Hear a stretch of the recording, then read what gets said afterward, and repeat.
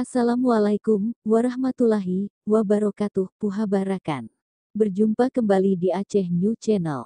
Ada apa? Aksi tanggal 26 Maret ditunda. Aksi yang akan dilakukan tanggal 26 Maret tahun 2021 resmi ditunda. Aksi ini kami tunda karena kondisi Aceh sedang maraknya COVID-19, ujar Syekhi. Lebih lanjut dia mengatakan acara tidak dapat dilakukan karena tidak keluar surat izin keramaian.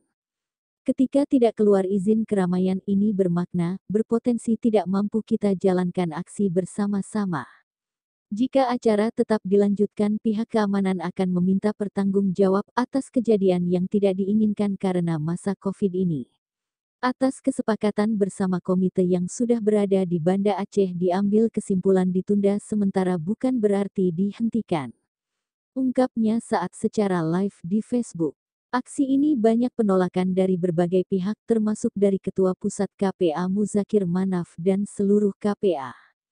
Menginstruksikan seluruh kombatan GAM dan jajaran Partai Aceh tidak terpengaruh dengan ajakan Syufani Usman alias Syekhi, ungkap Muzakir Manaf.